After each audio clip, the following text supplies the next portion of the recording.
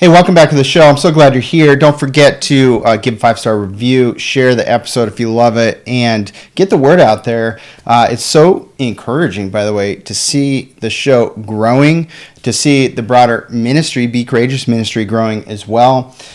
Just on YouTube, our channel that has both podcast shows is at way over 500,000 views for this year. So, and it's a newer channel. So we're just encouraged by that. Our goal this year is double vision impact for the year over last year. Last year was a banner year for the ministry in terms of impact. And that's what matters most to us, is impacting as many people as possible. I don't know if you know this, but the shows, if you add them together, they reach 194 countries. So that's the reach of the overall ministry in terms of the podcast shows. So I think Resolute Man is not quite there yet, right? It's a newer show, but it's so encouraging to get messages from all around the world of how this is having impact. We read every single one, every written review to at Apple or elsewhere. So, by the way, if you haven't subscribed to the show yet, make sure you do, because then you never miss it, right? And as subscriber growth goes, obviously downloads grow, more people are impacted. There is a financial side too, because now we do sponsors, for example, on the Courageous Parenting Show, and that helps too. So I'm looking for, by the way, if you have an idea, I'm looking for one sponsor for the Resolute Man Show that would be something I and you, we all believe in, a company that would love exposure from this channel. So let me know. You can message me anytime. Okay, 5 entrepreneurial lessons for kids. And I put this together because increasingly, I have a lot of teenagers in my house. Increasingly, I'm having conversations about entrepreneurship with them. This is relevant no matter how old your children are, because you need to be thinking about this. I think this is a hot topic for today, because as we increasingly go into unprecedented times, it's going to be different in how your children provide for themselves, and it may look different. And I think that more important than ever, it's important to be resilient. It's important to be resourceful. It's important to be on the mindset of how can I generate 2, ideally even 3 sources of revenue as I provide for a family someday, and these kinds of things. So now, one of the challenges is sometimes when we haven't done something, we don't feel comfortable teaching something. And I just want you to know that it's not lacking integrity to teach something you haven't done, as long as you're not pretending that you've done it. See, it's important. How are our children going to stand on our shoulders if we don't teach them things beyond the things we've done? It's so important to get out of that mindset, always be integral and honest about what you have and haven't done, but to teach beyond your strengths, to teach beyond your experiences, to teach and encourage in directions that may even be foreign to you. I think it's really important, because the world we grew up in is far different than the world today's generation is going to grow up in, and their generation, and so forth. Do I believe all children need to be entrepreneurs? Absolutely not. I don't think everybody is wired to do entrepreneurship in the same natural ability, but I do believe all personality types can find their path for entrepreneurship if they really want to. So I think that it is important, though, they experience some things while they're in our homes so that they're equipped. There's plenty of things equipping them for the traditional route. The education system, even a lot of the homeschooling curriculum, is down a very academic path. The co-ops and things, a very academic path usually, which is wonderful. That's important. You got to have that foundation, but it's not leaving as much room for entrepreneurship and experience and knowledge about that and so forth. And that's where you come in. I'm going to give you 5 lessons that will help you in starting that discussion with your children about entrepreneurship. And much of it, if they start having an appetite for that direction, whether they do it or not, we don't know, but an appetite for learning about it, then it might even shift some of their maturity in a better direction. It might shift some of their behaviors in a better direction from these principles I'm talking to you about. A lot of times, a restless child is a misbehaving child. And I'm not talking about, oh, my kids just have a lot of energy, is restless. No, I'm talking about restlessness from lack of purposefulness. And I think that is a pandemic in and of itself across the line with the generations here. So we need to help them be purposeful, feel responsible, feel like they're contributing, that they're needed, that they're important, that they're developing skills, that they know how to do certain things, so that they're building confidence over time. So the first key, the first lesson that you can teach your children is helping them experience wages and helping them experience making profits. I think it's vital that they learn both of those. So in my house, should everybody at some point have a job, even though I'm passionate about entrepreneurship, and make a wage? Absolutely. I think that is a crucial experience. And if some people go down that path and get a really amazing job, that's fantastic. But I think that every child needs to experience making a wage. Okay? You put in an hour, you get an hour worth of reward back. You put in another hour, you get that hour, it's 2 hours of reward, and so forth. But it's also important they experience how to make profits. And I think it needs to go beyond the lemonade stand, because it's very easy for a child as they grow older to look back at their lemonade stand experience and go, that was just neighbors helping me out. And I didn't really produce anything other than squeeze lemons or from concentrate, create it. And sit there and smile and be cute and sell lemonade. I'm not dissing that. I think that can be a very positive experience. I just think they need to make profits beyond the simplicity of that experience at some point. And these could build up. You could do that kind of lemonade stand or sitting at a farmer's market and these kinds of things.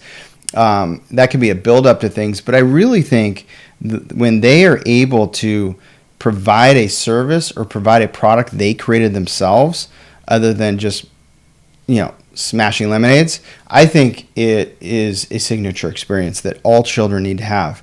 I can think back to one of our daughters sewing little purses for women. Very simple but beautiful little like pouch purses to put coins in and that kind of thing, and selling them. While yes, a lot of family members purchased those and so forth, she actually designed it, she actually sewed it, and she actually created it. She had a product that didn't exist in the world unless she made it in that particular way that she did it.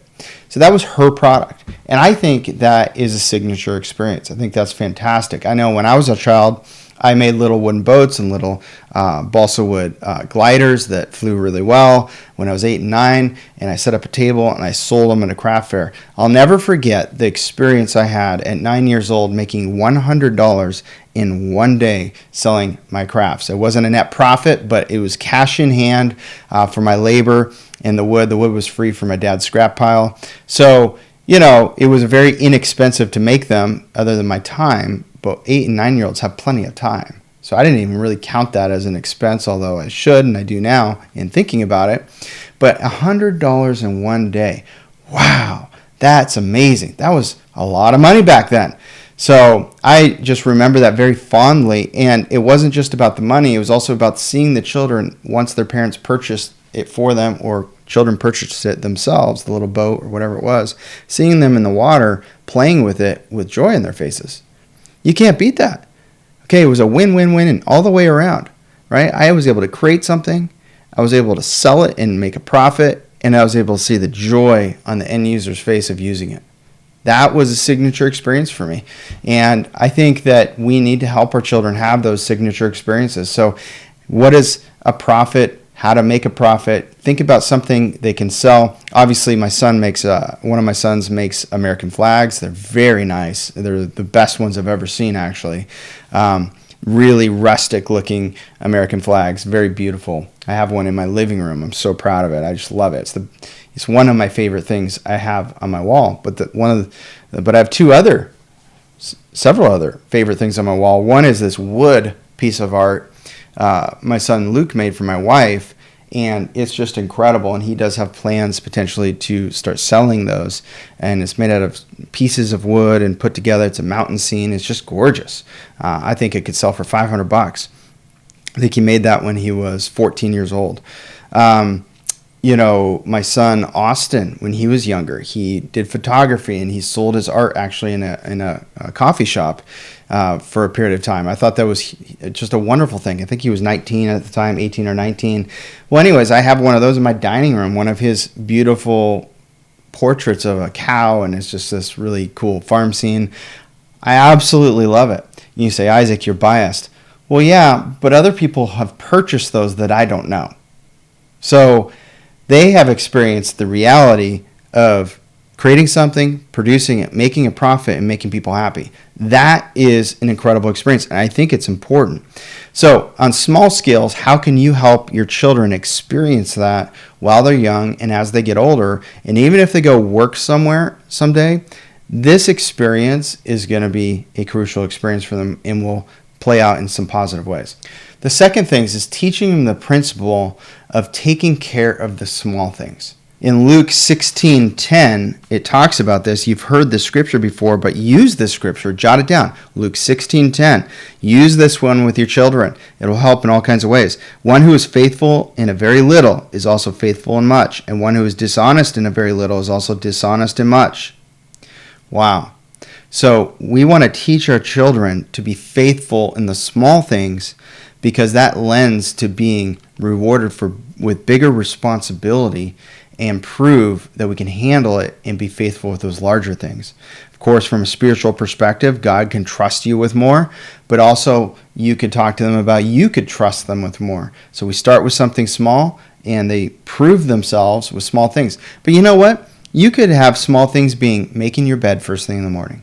Small things could be taking care of your jurisdictions, their room, their things, being responsible with them, not leaving tools, lying out in the yard, or toys lying outside for the rain to destroy. Taking care of their jurisdictions, proving to you that they can handle that next responsibility of entrepreneurship that you're going to help them with. You see how you could use this thing you figure out they're excited to do as an opportunity to help, for you to help them only once they're ready and you're seeing that they're making progress in these principles that are vital for success in entrepreneurship. See, success has so much to do with character, follow through, and attitude than really anything else. And so you got to teach those principles as you're going. So do you handle the small things well? Are they handling their jurisdictions well? And talking to them about that, well, hey, let's get that right. And then we'll stick a date in the calendar for me to teach you how to use this tool to make the thing you want, or use this thing to make that thing you want to potentially sell, to make your first prototype. Okay? And number 3 is self-disciplined. We all know that self-discipline is huge, but have you talked to your children in this way? I recently had this kind of conversation, which was pretty cool, which is talking about, either you're going to have to work for somebody else that can hold you accountable and make you disciplined, right? They're providing the schedule, the time, and so forth, and you're going to be disciplined with the pressure of a boss, and that can be awesome, by the way. You can go down that path, but if you're interested in entrepreneurship, then you have to be a good boss for yourself. You have to be self-disciplined and make the schedule and spend the time and do hard things even when we don't feel like it. The number one principle of success anywhere is doing the hardest things first when you don't feel like it, because the hardest things first usually create the most results. It's the things we procrastinate that create the most results, which is why people struggle in their job, in their career, and in running their own business, no matter how small or how big it is. So it's really important that they develop that self-discipline, that they understand that, and you can start to talk to them. If they become interested in entrepreneurship, you can say, well, I want to see that you can take initiative on your own to do hard things without having to be asked, because that's essential in running your own business, to be able to do things no matter what and get things done and hit deadlines regardless of how you feel, regardless of what's going on, and at times in the beginning, regardless of how much sleep you have. See, it's not easy. Entrepreneurial path is much harder, but there's different rewards. They're just different things than working somewhere and running your own show. Okay, so self-discipline is vital. Proverbs 6:6-8, you can use this with them if you want and jot it down. This is about the ant. I love this scripture because children love hearing about insects and animals and things like that. Go to the ant, O sluggard, consider her ways, and be wise. Without having any chief, officer, or ruler, she prepares her bread in the summer and gathers her food in harvest. Wow. So the ants are diligent even when it's not necessary in the moment. And that's the key for entrepreneurship, to work the muscle of being diligent, proactive, getting things done, even when getting those things done isn't required for today. So many young people live for today, and they have thoughts about the future, but they don't really tie in that today actually matters, and because it's accumulating over time. Tomorrow matters, the week matters. Well, what is a week? It's accumulation of days like today. Well, what's the accumulation of how you spent your time like today going to create at the end of 7 of those days? And then at the end of a month and at the end of a year, before you know it, it's 10 years has gone by. We all know this because we're older. But, what do you need to change, talking to your children, or you could be thinking about yourself, to be on a better track so that the days that accumulate together have more discipline in them, have better actions in them, have more proactive effort, not procrastinating, taking care of things. Well, the less we procrastinate and the more we're diligent, the more we can handle. The higher our capacity grows, and the more we can take on. The more we can take on, if it's in the right direction, with the right parameters, can lead to more success. See, we want to grow those muscles and work those muscles, and we want to talk to our children about it. Hey, gents, maybe this fits you, maybe it doesn't. But one thing is true. Misapplied ambition is costly, and a thriving family is priceless. Let me ask you, are you successful, yet feeling a growing defeat inside, perhaps a deep yearning for more, for what really matters? At what point in the journey did we decide to make silent agreements to put aside what matters most? Perhaps it's the old myth of, once I accomplish this, then I'll focus on my callings, then I'll focus on my family and my faith. Well, too many men have traded real excellence for the deceiving picture culture pressures them to pursue. It's actually possible to have it all, but it must be redefined if you want real excellence. See, you have to be willing to stand against the wind of mediocrity pressing against you that most call normal, a mediocrity usually embraced by Christian circles around you too. See, almost all successful Christian men have found themselves suffocating from their own reality, even when many around them are calling them blessed. There is no success at the sacrifice of your faith, family, and callings in your life. So if you're interested in finding out how we can work together, if you want help, if you're serious about growth, go to resoluteman.com and schedule a call. Lesson 4 that you could teach your children is discuss making money. Talking about money in a positive way is very important. So many people have a bad relationship with money. If your children have a bad relationship with money, they will have a hard time trying to make money. And it's important to make money. It's important not to love money. The love of money is the root of all evil. But what is important is to understand that money is a resource. It's a transaction, and you can't be very generous. You can by serving and doing things for people, but it's hard to be generous financially in providing for things and so forth if you don't make money. Why not just not love money, love God, but understand money is a very, very important resource, and it's okay to make more money and have a goal to be generous with it. See, that's what you want to instill with your children. Make sure they have a good relationship with money. Check yourself to see if you have a bad relationship with money and that's rubbing off on your children. It's really important. Making money is a good thing. Okay? Make sure your children feel that way, and make sure they don't feel like it's possible to make too much money and then that would be bad. No, again, what's bad would be the love of money. Is it possible to make a great amount of money and not love money? Absolutely. There's people doing it all the time. Is the other side opposite? Yes. And maybe we see even more of that happening. I don't know. But definitely there's a love of money in our world, and we want to make sure our children don't have that. Okay? So discuss making money. But what I wanted to actually get to is you can trade time for dollars. And when my children are young, they all experience that. Some of them, as they get older, might experience that. They might have jobs where they trade an hour to make a certain amount of money. and another hour and so forth, a whole day of hours to make a certain amount per hour.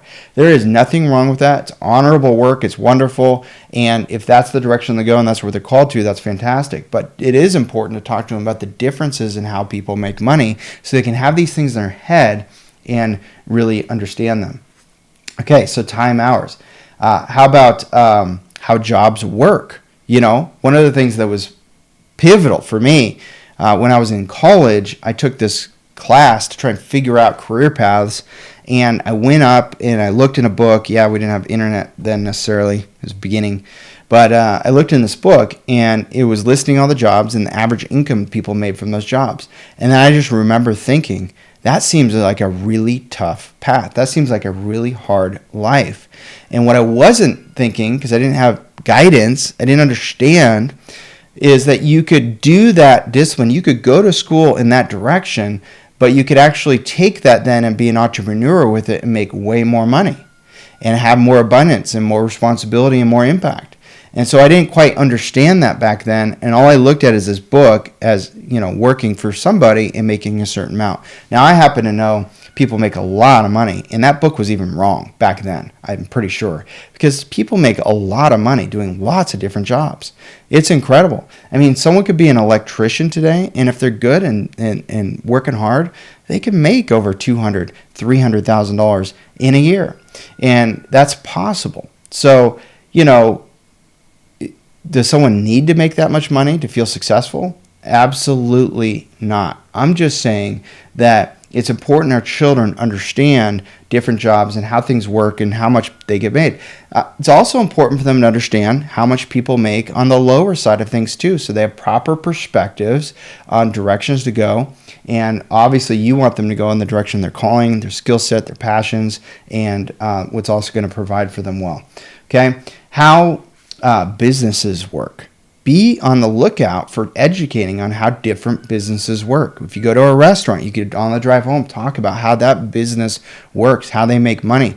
Talk about margins and how in a lot of restaurants, profit margins are slim, but if they can be efficient, they can make really good money. And usually it's when they have 2 or 3 locations that they make great money, unless they're one of those unique restaurants that's higher end that really can charge the right amount and so forth, or they have so much traffic, the faster food, that they make so much that way. But usually it's when they can leverage and have 2 or 3 restaurants or more that it starts to really, really pan out.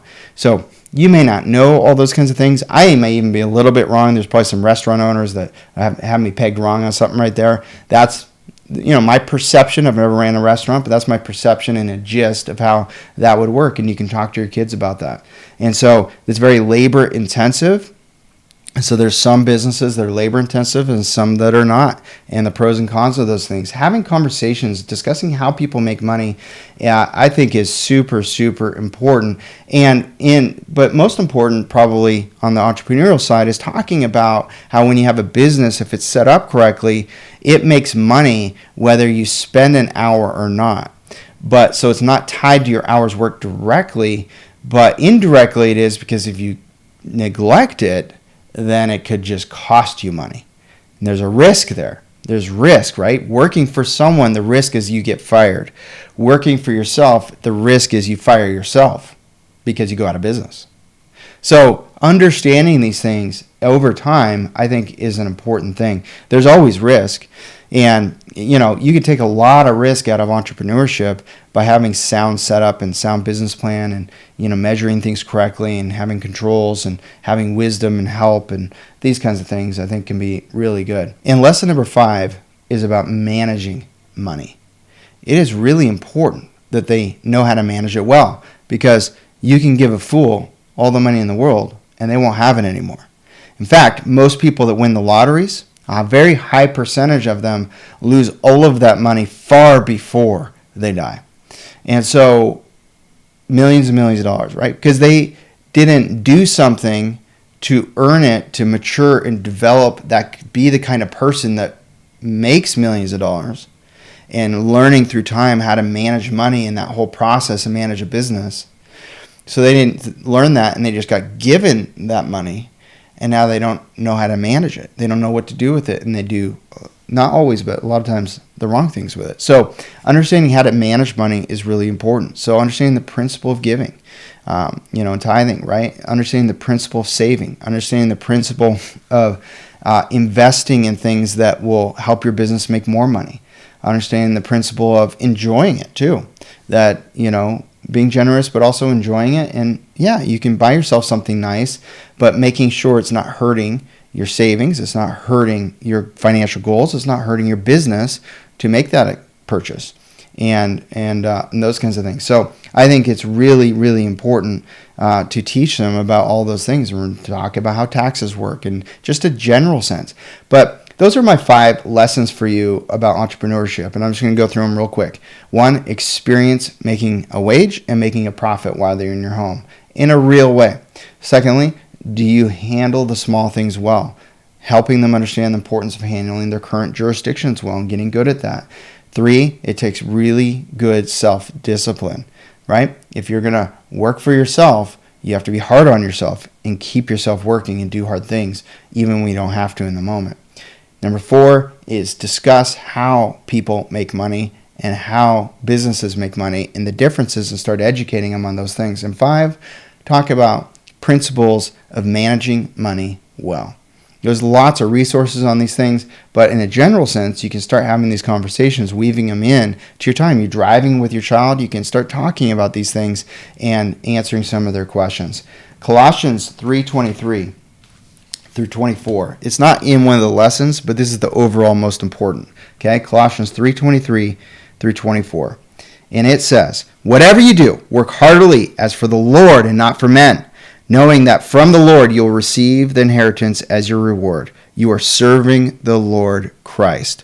So whether someone works a job, whether it's a average paying job, a good paying job, great paying job, whether someone has a business and they're barely making a profit, but they're growing it, they're doing pretty well or doing exceptionally well. No matter what situation someone's in, what really matters is this, is whatever you do, work heartily as for the Lord and not for men. And you can do that in a wage job, salary job, or in an entrepreneurial pursuit. And I think that at the core is the most important thing that we teach our children. I hope this episode is helpful, and don't forget to share it and further the movement.